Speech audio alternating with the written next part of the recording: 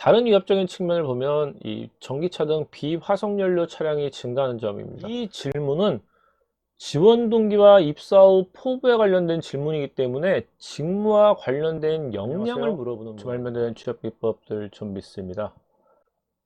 오늘은 주식회사 이원 자기소개서 분석을 하겠습니다. 이원에 대한 기업 분석 자료는 본문에 포함되어 있습니다. 자기소개서 작성 전에 기업 분석 자료 한번 읽어 보시고요. 먼저 이원에 대해서 파악하시는 것이 필요합니다.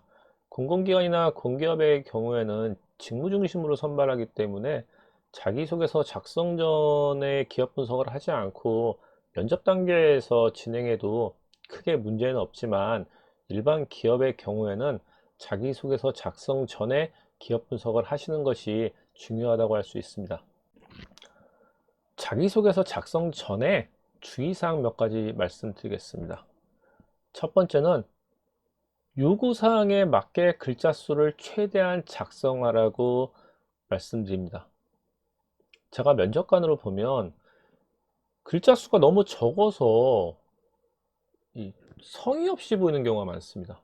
면접관이 내용을 파악하기 전에 글자 수를 통해서도 여러분이 얼마나 성의 있게 작성했는지를 파악한다기보다는 느낌을 받습니다. 좋은 느낌을 주시는 것이 좋죠.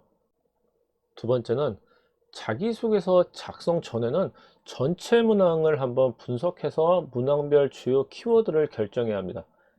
이원과 같은 경우에는 직무별로 자기소개서 문항이 다릅니다. 공통질문이 있고 각자 세 가지씩 다른 질문이 있기 때문에 직무별로 자기소개서 문항을 파악할 때 다른 직무에서 물어보는 문항도 알아둘 필요가 있죠.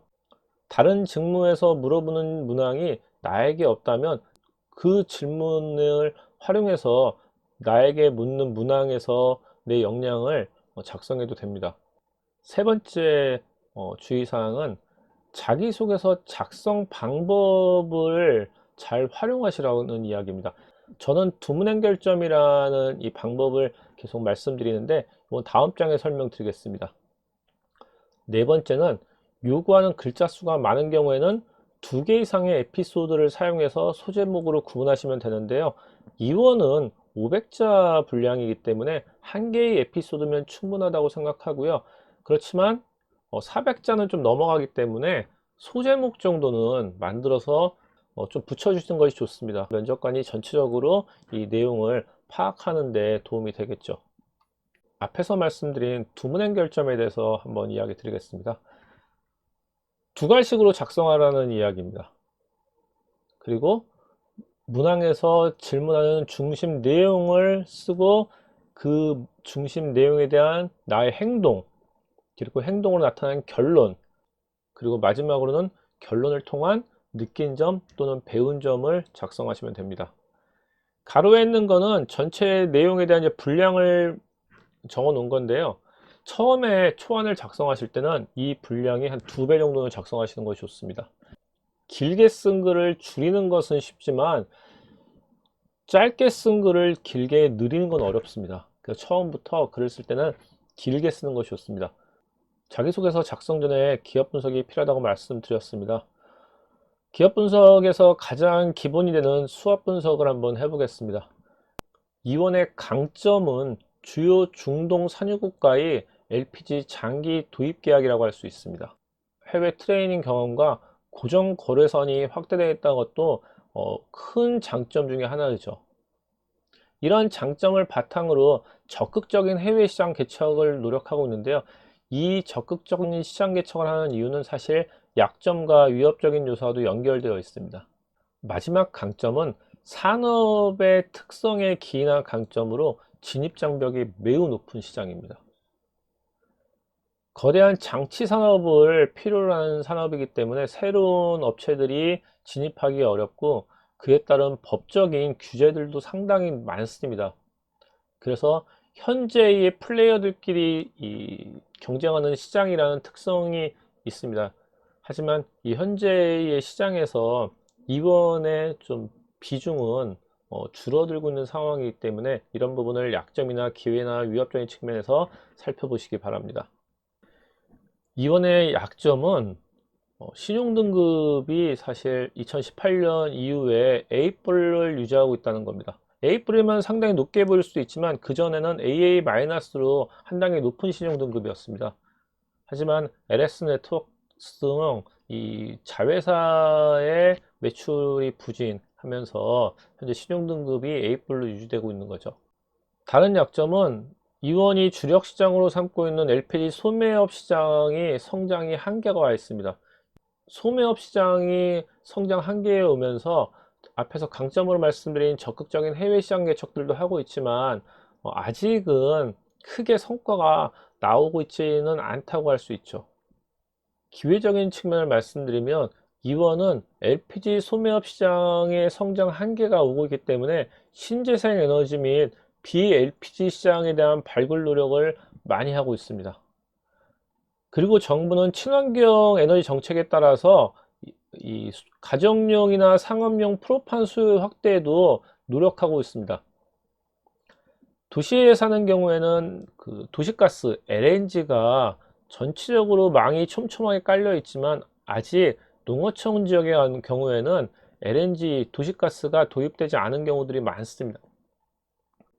이런 지역에 LNG망을 까는 게 사실 비용적인 측면에서 불합리한 면이 있기 때문에 정부는 지역마다 대규모의 저장 탱크 방식인 LPG 저장 탱크 방식인 이 가정 상업용 프로판 수요를 지금 만들려고 노력하는 거죠. 마을 저장 탱크 같은 방식인데요. 이런 부분도 한번 찾아서 확인해 보시기 바랍니다. 그리고 기회적인 측면은 LPG 차량에 대한 일반 판매 제한이 해지됐다는 측면인데요. 잘 모르시는 분들도 계시겠지만 과거에는 LPG 차량은 택시용 그리고 장애인분들이 타시는 차량으로 한정적 되어 있었습니다. 그렇지만 몇 년 전에 이 중고 LPG 차량에 대해서는 일반인 판매가 해제가 됐었고 2019년도 12월 말로 기억하는데 그때부터 일반인도 LPG 차량을 사는 것에 대한 모든 제한이 해제되었습니다. 마지막 궤적인 측면은 유가가 하락됨에 따라서 도입원가가 인하된다는 거죠.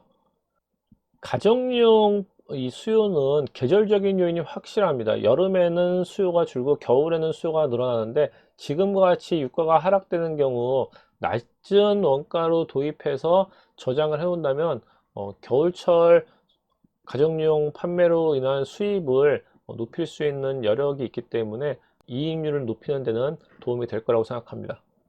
위협적인 측면은 국내 경쟁 기업의 점유율이 상승되는 측면입니다.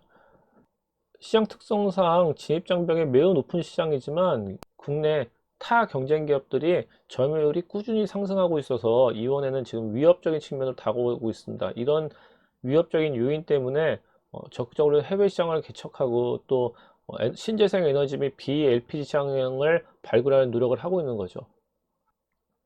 다른 위협적인 측면을 보면 이 전기차 등 비화석연료 차량이 증가하는 점입니다. 정부의 친환경 차량 정책에 의해서 LPG 차량의 일반인 판매 제한이 해제됐지만 아무래도 일반 소비자 입장에서는 LPG 차량보다는 더 많은 이 혜택이 기대되는 전기차에 관심이 더 많은 것도 사실입니다. 그래서 이런 경쟁에 대해서 어떻게 이원이 기회를 포착하냐도 중요할 수 있습니다. 만약 전기차가 시장에 점유율을 높아간다면 우리가 지금 LP 충전소로 많이 볼 수 있는 이원의 충전소는 급격하게 줄어들 수밖에 없고 이원의 경쟁력은 지금보다 떨어질 수밖에 없다고 할 수 있겠죠. 그러면 지금 지원하시는 분들은 새로운 시장을 발굴하기 위한 더 많은 아이디어를 만드셔야 될 것 같고요. 이원의 자기소개서 질문은 공통질문과 직무별 질문으로 나눠져 있습니다. 공통질문으로는 본인의 가치관 및 생활신조 등을 물어보는 질문과 당사에 지원하게 된 동기와 본인의 포부를 물어보는 질문으로 구성되어 있는데요. 첫 번째 문항인 본인의 가치관, 생활신조, 성격, 장점, 재능을 물어보는 질문은 다른 문항에서는 묻지 않는 내용입니다. 각각의 직무별 문항에서는 물어보지 않는 내용이기 때문에 이 문항에서는 자신의 장점을 강조할 수 있습니다. 하지만 이 문항을 작성할 때 말씀드린 것처럼 다른 직무에서 물어보는 질문 중 내가 지원하려는 직무에서 안 물어본 문항, 그 문항으로 작성하신다면 더 좋을 수도 있습니다. 왜냐하면 각각의 질문에 대해서 해당 직무에서도 물어보고 싶었지만 5개를 질문해내기 때문에 중요도에서 밀렸을 수 있거든요. 다른 직무에 있는 질문을 통해서 나의 가치관이나 나의 장점이나 역량을 작성해 주신다면 아무래도 평가하는 사람들 입장에서는 더 많은 질문을 한 것과 같은 이 효과를 얻을 수 있겠죠. 두 번째 문항은 당사에 지원하게 된 동기와 입사 후 본인의 포부입니다. 이 질문은 지원 동기와 입사 후 포부에 관련된 질문이기 때문에 직무와 관련된 역량을 물어보는 문항입니다. 이런 류의 질문을 작성하실 때는 주요 사업과 지원 직무가 어떤 일을 하는 건지를 확인한 후 작성하셔야 합니다. 지원 동기는 본인의 전공과 관련된 이야기들로 작성하셔야 되는데 가끔 이렇게 작성하시는 분들이 있어요. 우리 회사는 뭐뭐 같은 역량이 있어서 뭐뭐 같은 기술력이 있는 회사이기 때문에 지원했다. 이거는 회사의 강점이지 본인의 강점이 아닙니다. 소위 말해서 숟가락을 얹는 작성입니다. 이렇게 작성하시면요 절대 좋은 평가 받을 수 없습니다. 본인의 강점과 그 본인의 강점은 내가 지금까지 받았던 교육이나 또는 경험이나 경력과 관련된 내용입니다. 이 질문에서 물어보는 두 번째 질문인 입사 후 본인의 포부. 인생의 궁극적인 목표라고 생각해서 나의 희망상을 작성하시는 분들이 있습니다. 예를 들어서 20년 후에는 CEO가 되겠다. 이런 내용으로 작성하시는 거를 원하는 게 아닙니다. 이 질문은 입사 후 내가 나의 직무에서 어떤 역량을 기르겠다는 걸 물어보는 겁니다.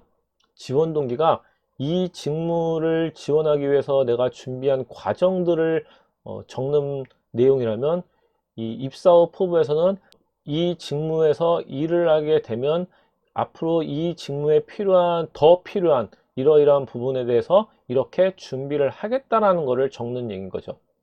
2번 문항은 직무와 관련된 문항이라는 점을 잊으시면 안 됩니다. 이원의 영업은 국내 영업과 해외 영업으로 나눠져 있습니다. 국내 영업과 해외 영업은 영업의 특성상 많은 차이가 있기 때문에 문항 자체도 별도로 구성되어 있습니다. 국내 영업 첫 번째 문항은 어떤 문제에 대해 체계적인 계획을 세워 해결했던 경험을 작성하는 문제인데요. 영업 직무의 특성을 이해하고 작성해야 하는 문항입니다. 영업 직무는 고객과의 관계를 수립하기 위해서 효율적인 시간 및 관리 계획이 필요한 업무입니다. 학내 행사나 아르바이트 경험에서 효율적으로 시간을 관리해 성과를 낸 경험을 찾아서 작성하시기 바랍니다. 두 번째 문항은 어떤 사안에 대해 객관적이고 과학적인 분석을 통해 문제를 해결한 경험을 작성하는 문항인데요. 국내 영업은 국내 시장 조사를 통해서 시장 변화와 경쟁사 동향을 파악해야 합니다. 그리고 그에 따른 판매 전략 및 운영 계획을 수립해야죠. 객관적이고 과학적인 분석을 할 수 있는 역량이 매우 중요하기 때문에 이런 질문을 하는 이유입니다. 프로젝트 또는 아르바이트 등에서 어떤 상황에 대한 객관적인 자료 조사를 통해 성과를 낸 사례를 찾아보시기 바랍니다. 세 번째 문항은 상대방을 설득하여 서로 만족할 수 있는 방향으로 결과를 만들어 본 경험을 작성하는 문항인데요. 국내 영업은 주요 거래처에 물품을 안정적으로 공급해 신뢰관계를 강화하고 파트너십을 높여 신규 거래처를 개발하는 업무입니다. 기존 공급처와의 갈등이 벌어진 경우 해결할 수 있는 역량, 신규 거래처를 확보하기 위해 설득할 수 있는 능력이 매우 중요하죠. 여러분의 그런 역량을 찾아서 기술하시기 바랍니다. 지금까지 주식회사 이원의 자기소개서 문항을 살펴봤습니다. 작성하시면서 어려운 점은 이메일이나 동영상의 댓글로 질문을 해주시면 제가 설명을 드리겠습니다. 좀 알면 되는 취업 비법들 존비스였습니다. 감사합니다.